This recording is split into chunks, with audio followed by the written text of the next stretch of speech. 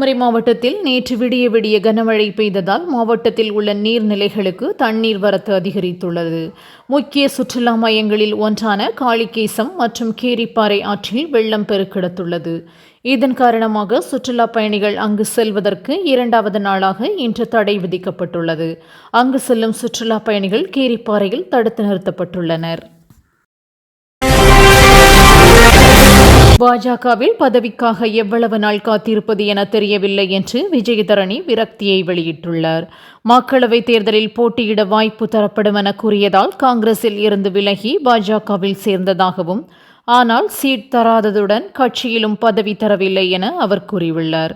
தேர்தலுக்கு முன்பு விளவங்கோடு தொகுதி எம்எல்ஏ பதவியையும் அவர் ராஜினாமா செய்தது குறிப்பிடத்தக்கது.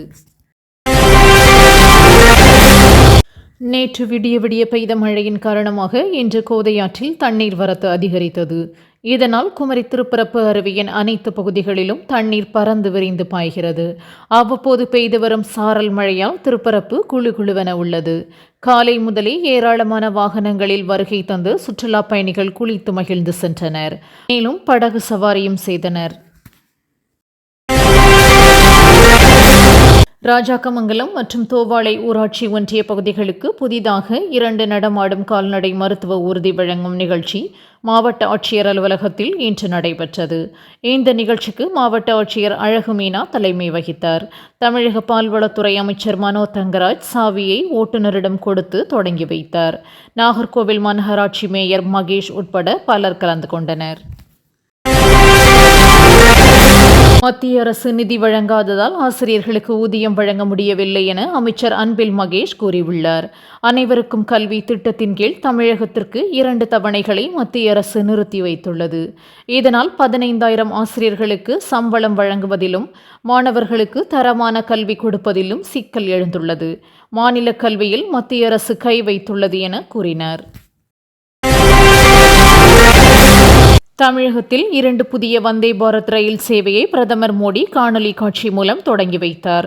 எழும்பூர் முதல் நாகர்கோவில், மதுரை முதல் பெங்களூரு இடையே சேவை தொடங்கியுள்ளது. நாகர்கோவில் ரயில் தாம்பரம், விழுப்புரம், திருச்சி, திண்டுக்கல், மதுரை, கோவில்பட்டி, நெல்லையிலும், பெங்களூரு ரயில் கரூர், நாமக்கல், சேலம், கிருஷ்ணராஜபுரம் நிறுத்தங்களிலும் நின்று செல்லும். இவை செப்டம்பர் 2 முதல் பயன்பாட்டிற்கு வருகின்றன. தாசே ஞானவேல் ரஜினி கூட்டணியில் உருவாகி வரும் வேட்டையன் திரைப்படம் அக்டோபர் 10 வெளியாக உள்ளது. இதையொட்டி படத்தின் போஸ்ட் புரொடக்ஷன் பணிகள் மும்முரமாக நடந்து வருகின்றன. அந்த வகையில் ரஜினி டப்பிங் பேசும் காட்சிகளை லைக்கா நிறுவனம் வெளியிட்டுள்ளது. ரசிகர்களின் எதிர்பார்ப்பை எகிர வைத்துள்ள அந்த வீடியோவில் குறிவச்சா இறை விழணும் என அவரது ஸ்டைலில் டப்பிங் பேசும் காட்சி இடம்பெற்றுள்ளது. கொல்கத்தாவில் பெண் மருத்துவர் கொல்லப்பட்ட சம்பவம் பெண்களின் பாதுகாப்பு குறித்த விவாதத்தை எழுப்பியுள்ளது. இந்நிலையில் டெல்லியில் இன்று பேசிய பிரதமர் நரேந்திர மோடி, பெண்கள் மற்றும் குழந்தைகளுக்கு எதிராக நடக்கும் வன்முறைகள்தான் சமூகத்தில் மிகப்பெரிய கவலையாக இருக்கின்றது. பெண்களின் பாதுகாப்புக்காக பல சட்டங்கள் இருக்கின்றன. ஆனால் அவற்றை தீவிரமாக செயல்படுத்துவதற்கான கட்டாயம் ஏற்பட்டுள்ளது என்றார். முதலமைச்சர் ஸ்டாலின் அமெரிக்காவில் இருந்து நாடு திரும்பியதும் அமைச்சரவை மாற்றம் உறுதி என செய்திகள் வெளியாகியுள்ளன. அமெரிக்கா செல்லும் முன் அளித்த பேட்டியில் மாற்றம் ஒன்றே மாறாதது என ஸ்டாலின் கூறியிருந்தார். இதை சுட்டிக்காட்டி அவர் நாடு திரும்பியதும் அமைச்சரவை மாற்றம் உறுதி என்றும், அப்போது சிலரின் இலாக்காக்கள் மாற்றப்படும், ஆவடி நாசர் மீண்டும் அமைச்சராவார் என்றும் அந்த செய்திகள் கூறுகின்றன. SC/ST வன்கொடுமை தடுப்புச் சட்டத்தின் கீழ் சீமான் மீது வழக்கு பதிவு செய்யப்பட்டுள்ளது. சண்டாளன் என்ற வார்த்தையை பயன்படுத்திய புகாரில் அவர் மீது வழக்கு பதிவு செய்து அறிக்கை தாக்கல் செய்ய SC/ST ஆணையம் உத்தரவிட்டிருந்தது. இது தொடர்பாக போலீசார் நேற்று ஆலோசனை நடத்திய நிலையில் தற்போது வழக்கு பதிவு செய்யப்பட்டுள்ளது. தொடர்ந்து அவர் விரைவில் கைதாகலாம் என்று கூறப்படுகிறது.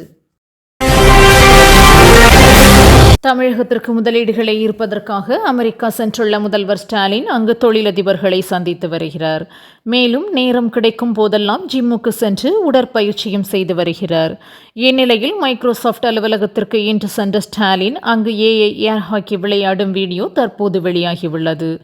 இதில் மனிதர்கள் இல்லாமல் AI தொழில்நுட்பமே நம்முடன் விளையாடும்.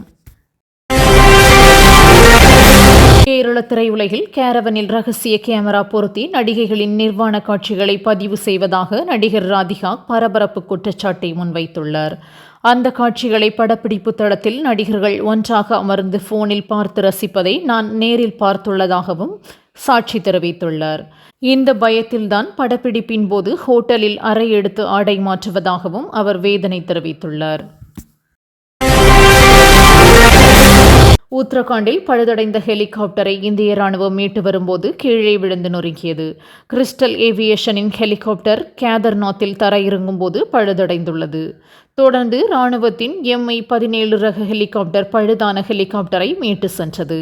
அப்போது தூக்கிச் சென்ற சங்கிலி அறுந்ததில் ஹெலிகாப்டர் கீழே விழுந்து நொறுங்கியது.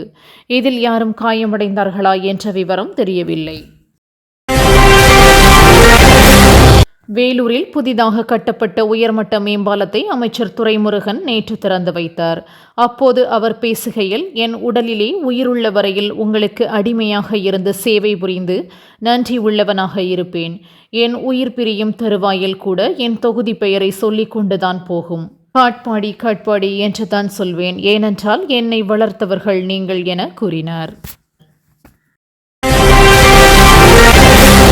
பொதுவாக பிறந்த குழந்தைகளை தூக்குவதற்கே பலருக்கும் கை கால்கள் உதறல் எடுத்துவிடும். குழந்தையின் தலை ஓரிடத்தில் நிற்காது என்பதால் ஒருவித பயத்துடனே தான் குழந்தையை தூக்குவோம். ஆனால் இங்கு ஒரு மருத்துவர் பிறந்து 2 நாட்களே ஆன குழந்தையை ஒரு பந்தை போல கையில் வைத்து விளையாடுகிறார். அந்த குழந்தையும் எந்த சலனமும் இல்லாமல் ஜாலியாக இருக்கின்றது.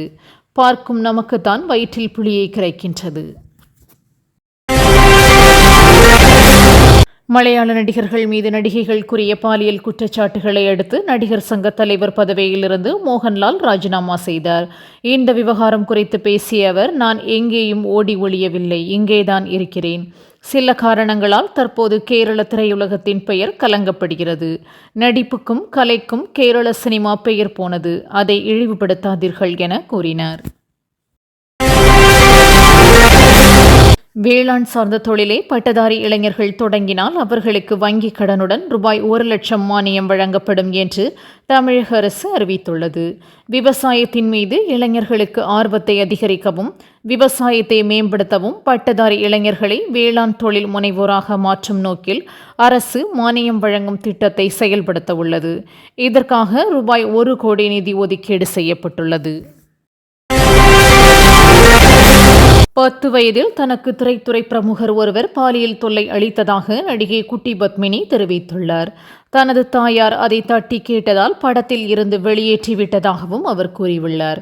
பாலியல் தொல்லை குறித்து தான் எழுதும் புத்தகம் வெளியானதும் பல நடிகர்கள் அதிர்ச்சியடைவார்கள் என்று குறிப்பிட்டுள்ள அவர், டிவி நடிகைகளுக்கும் பாலியல் தொல்லை அளிக்கப்படுவதாக கூறியுள்ளார்.